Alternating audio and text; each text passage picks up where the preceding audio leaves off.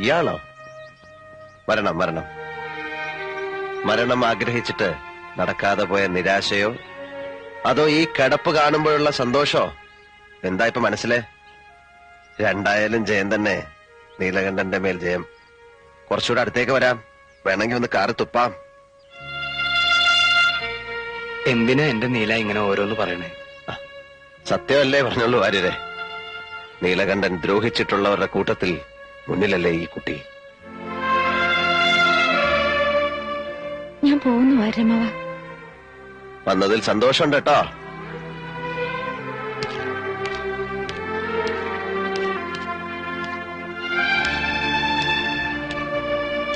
ചികിത്സ നടക്കുന്നു. തെറി കേട്ടാലും പത്യം തെറ്റിക്കാതെ ഞാൻ കൊണ്ടുപോകുന്നു. ഇപ്പോഴാണല്ലോ എനിക്ക് അനുസരിപ്പിക്കാൻ കഴിയണത്. മുറിവുകളൊക്കെ കുറച്ച് ഭേദമായതായിരുന്നു. പക്ഷേ ഇന്ന് പിന്നെയും. എന്നോടൊരു വാക്ക് ചോദിക്കാതെ നീ എന്തിനവിടെ പോയി? മുമ്പ് അവിടെ പോയിട്ടുള്ളതെല്ലാം അച്ഛന്റെ ഇഷ്ടത്തിനായിരുന്നല്ലോ. ഇപ്പോ എന്റെ ഇഷ്ടത്തിനും കൂടി പോണം തോന്നി. ആണോ?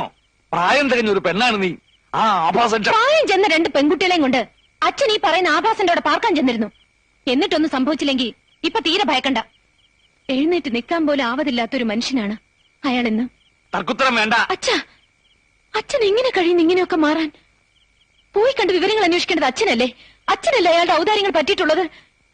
ഉണ്ട ചോറിനുള്ള നന്ദി അതെങ്കിലും കാട്ടണ്ട അച്ഛാ. വേറൊരുത്തന്റെ ഔദാര്യത്തില് ഇപ്പൊ 3 നേരം സുഭിക്ഷയായിട്ട് കഴിയാന്ന് വന്നപ്പോ എല്ലാം മറന്നു. മതി പ്രസംഗിച്ചത്. ഇനി ഞാൻ അറിയാതെ നീ എവിടെ പോകരുത്, മനസ്സിലായോ?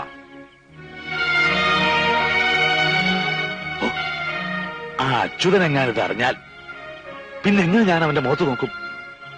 ഇനി പോണെന്ന് കരുതിയതല്ല. പക്ഷേ അച്ഛൻ വാശിയിലാണെങ്കില് ഞാൻ പോവും. അതിന്റെ പേരിൽ ആരുടെങ്കിലും മുഖത്ത് നോക്കാൻ അച്ഛന് വിഷമമുണ്ടെങ്കിൽ വിഷമിപ്പിക്കാൻ വേണ്ടി തന്നെ മനഃപൂർവ്വം ഞാൻ പോവും. താനോ?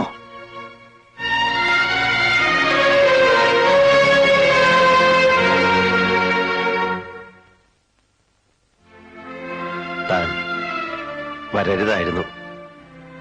അച്ഛനെ മുഷിച്ചിലുണ്ടാക്കി. എന്തിനാ? അതുകൊണ്ട് എന്താ കാര്യം? എന്തിന്? എന്ത് കാര്യത്തിന്? ഒന്നും ചിന്തിച്ചില്ല.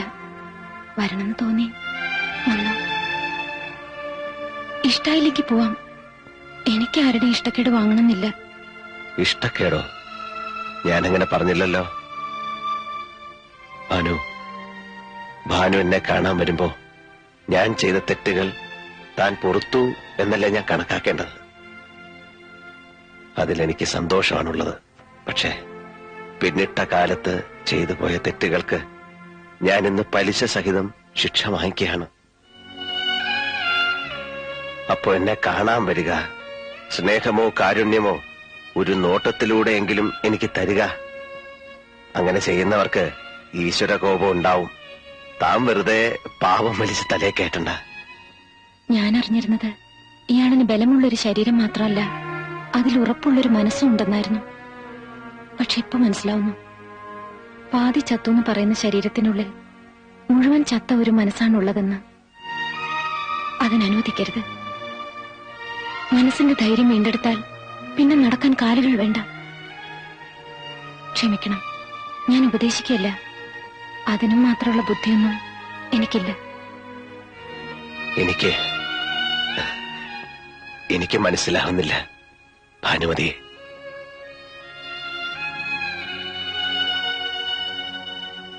എനിക്ക് തിരിച്ചും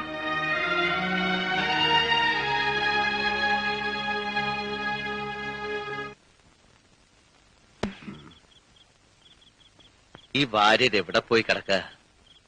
ഭാനുവിന് ഇന്ന് ശരിക്കും വഴക്ക് കേൾക്കും. ഏയ്, കറണ്ടും വന്നില്ലല്ലോ. എനിക്കിപ്പോ ഇരുട്ടാ ഇഷ്ടം. മുഖം കാണാതെ സംസാരിച്ചിരിക്ക, അതാ നല്ലതെന്ന് തോന്നാ. വാര്യരായിരിക്കും. വാര്യമാനല്ല. പിന്നെ ആരാ അവിടെ?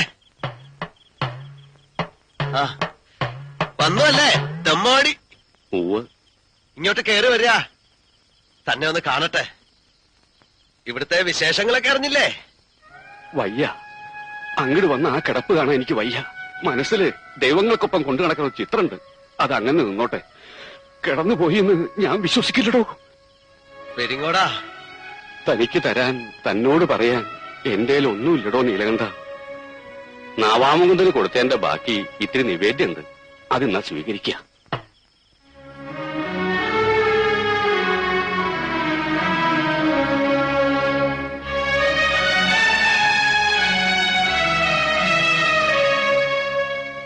പോയി അല്ലേ? ഹൃദയം നിറയെ സ്നേഹം മാത്രം കൊണ്ട് നടക്കുന്ന താൻ തോന്നി.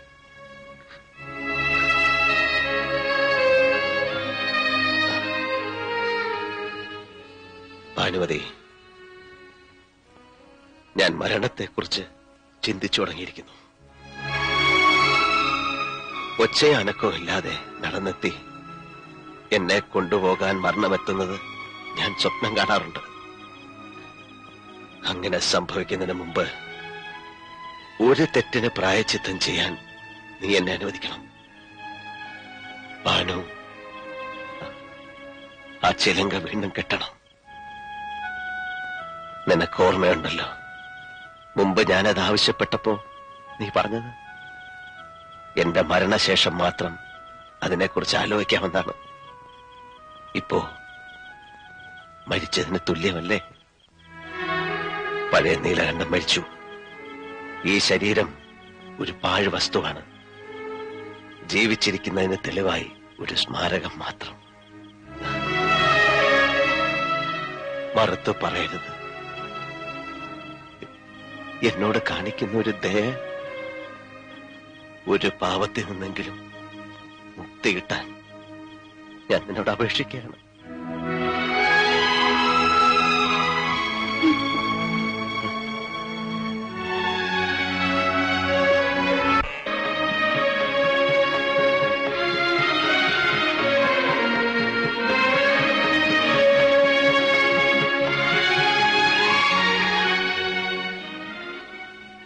ഞാൻ കരുതിയത് അച്ഛൻ അറിയുമ്പോ വലിയ സന്തോഷാവുന്ന. അച്യുതേട്ടന്റെ കാര്യസ്ഥ പണി തുടങ്ങിയ പിന്നെ അച്ഛന് തേങ്ങയുടെയും ചക്കയുടെയും കണക്കേ ഉള്ളൂ. നൃത്തവും സംഗീതവും ഒക്കെ മറന്നുപോയി. നിനക്ക് സന്തോഷായോ? എനിക്ക് തൃപ്തിയായി. ചേച്ചി നൃത്തം തുടങ്ങിയാൽ മാത്രമല്ല, മൂപ്പര് തന്നെ അതിന് കാരണക്കാരനായല്ലോ എന്ന് ഓർക്കുമ്പോ